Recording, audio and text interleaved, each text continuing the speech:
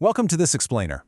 If you've ever tried throwing together fried rice at home, you probably know exactly how fast it can turn into a greasy, clumpy mess. Well, today, we are totally demystifying the art of making flawless, ancient-style Thai pork fried rice. We're stripping away all the guesswork and using secrets straight from a master chef to get restaurant-quality results right in your very own kitchen. Let's be honest, the standard home-cooked version is usually a bit of a struggle. Sticky, mushy grains, tough meat, and just a really heavy, greasy mouthfeel. But true ancient-style fried rice? Oh man, it's a completely different ballgame. We're talking beautifully separated grains, incredibly tender, bouncing meat, and that distinct smoky wok flavor, that Wok Hei, all without being greasy. So how do we actually pull this off? Here's the roadmap for our explainer today. We'll quickly cover 1. The ultimate ancient-style fry rice. 2. The ice marinade secret. 3. The non-stick wok technique. 4. The exact frying sequence. And 5. Seasoning and serving. All right, dive in right into section 1, the ultimate ancient-style fried rice. The foundation here relies on specific, high-quality ingredients. You're going to need lean pork loin, and we'll talk about how to tenderize that perfectly in just a minute. Notice we're actually using 2 duck eggs instead of chicken eggs. Why? Because they're richer and give the rice this absolutely gorgeous golden color. Grab some top-tier jasmine rice, chopped garlic, Chinese broccoli, some onion, and tomatoes. And listen, having all this prepped and ready to go, your mise en place, is totally non-negotiable. Once that wok gets hot, things move faster than a sports car. You simply won't have time to chop. Moving on to section 2, the ice marinade secret. This master chef method gives us a crazy fast shortcut. First, grab that pork loin and slice it super thin, like 1 to 2 millimeters. Crucially, you've got to slice across the grain. That physically shortens the muscle fibers so it won't be chewy. Next, set up your base, a touch of oyster sauce, a pinch of salt so it's not bland, and some cornstarch. And then comes the magic step. You add crushed ice directly into the bowl and literally knead it by hand until every bit of that ice is melted. So what's the deal with this ice hack? Well, by kneading that freezing cold crushed ice into the pork, you're forcing the meat to rapidly absorb the moisture. Do it right, and there won't be a puddle of water left in the bowl. The meat literally drinks it all up. This tenderizes the pork instantly, makes it visually plump and super moist, and gives you that overnight level tenderness in just a matter of minutes. Seriously, it's a total game changer for quick meals. Let's hit section 3, non-stick wok technique. This is the wildly counterintuitive hot wok, cold oil technique. If you're using a carbon steel or iron wok, you want to heat it completely dry until it is literally smoking hot.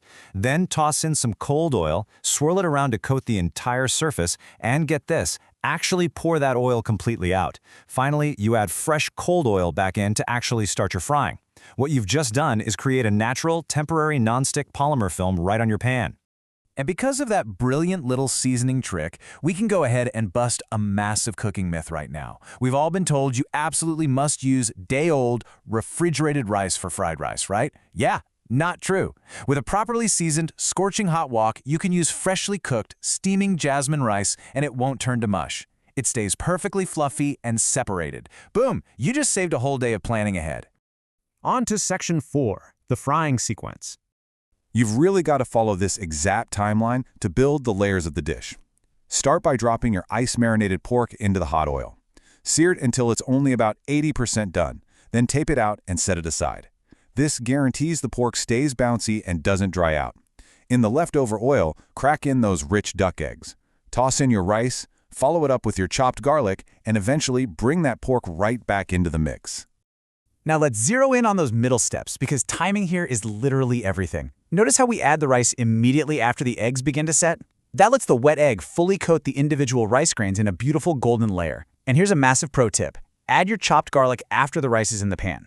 If you throw minced garlic straight into scorching hot oil first, it burns instantly and turns your whole dish horribly bitter. Adding it after the rice protects it, while still letting it release that amazing aroma. And finally, section 5, seasoning and serving.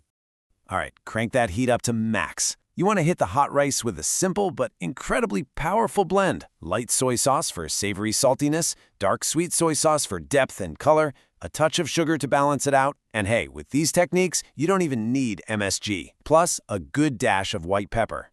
When these sauces hit the searing hot wok, they caramelize instantly. That's what creates that highly sought-after, smoky Wok Hei aroma that totally defines true street food-style fried rice.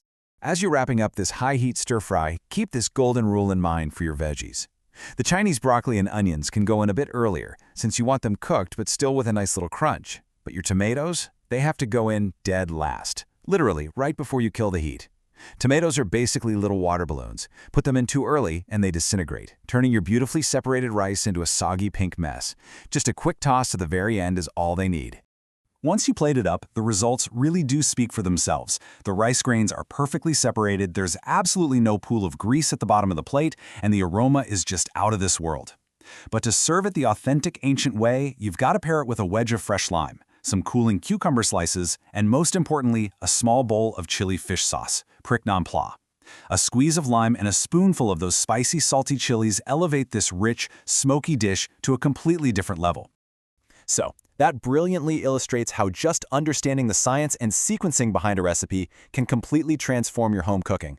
It's not just about what you put in the pan, it's exactly how and when you do it. Which leaves me with this. The next time you fire up your stove, which of these masterclass secrets are you going to bring into your own kitchen first? The rapid ice marinade hack, the hot wok cold oil seasoning trick, or that super precise frying timeline? Thanks for hanging out with me on this explainer, and happy cooking.